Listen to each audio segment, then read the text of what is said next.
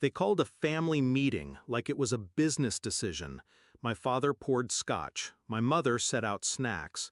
My brother showed up late, eyes bloodshot, hands shaking. The tone was casual, but the moment they sat across from me, I knew. This wasn't a conversation. It was a raid. Mom cleared her throat like she was preparing for a speech. Dad stayed quiet. He always did when guilt was involved. Then she said it, like it was logical, like it was love. Your brother's in a situation, sweetheart. We think it's best if we use your inheritance to help him out. Not ask, use.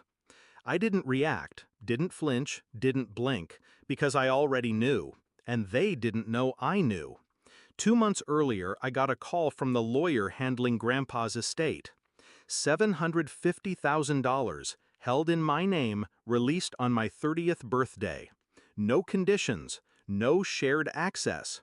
At least, that's what he thought. But I remembered the stories, how they spent my college fund to refinance the house, how they borrowed the savings account I started at 16, how my brother once pawned my laptop for chips at a casino 2 towns over, and Mom covered for him. So I asked the lawyer a simple question: can we protect it from my family? His answer came in the form of a trust, irrevocable, controlled by me, no co-signers, no second chances. Still, I wanted to believe, maybe, just maybe, they wouldn't try, that they'd let me breathe. But now here they were, telling me how to save his life with my money. Dad finally spoke.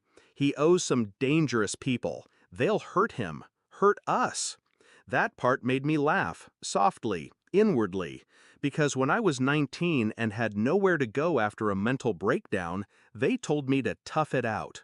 When I said I couldn't pay rent, they told me, figure it out, you're an adult. Now? Now they were suddenly fragile? My brother never looked at me. He sat with his head low, tapping his fingers like he was itching for a fix. This was the 3rd time he'd needed saving. But this time, I wasn't the one drowning. I let them finish. Let them explain how we'd transfer the funds, liquidate part of the portfolio, and use just a portion of it to cover his debt. Mom even said, "It's not like you were using it." That one stuck, like my dreams were optional, like I hadn't bled for every cent.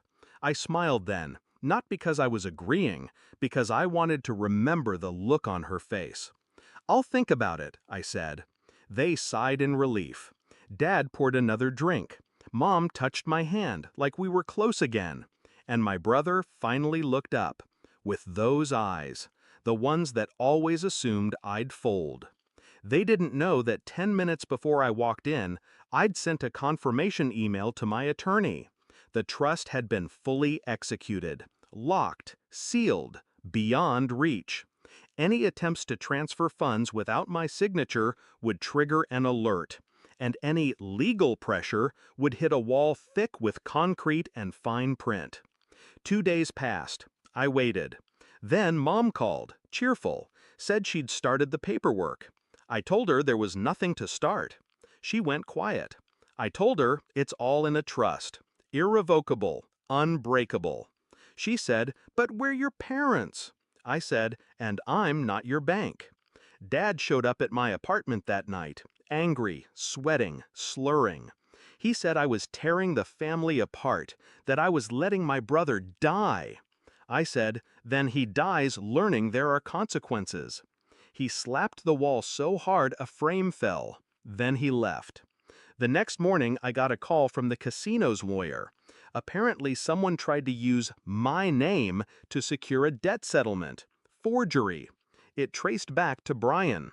I filed the police report an hour later. Didn't hesitate, didn't stutter. They went quiet after that. No more calls, no more meetings, just silence.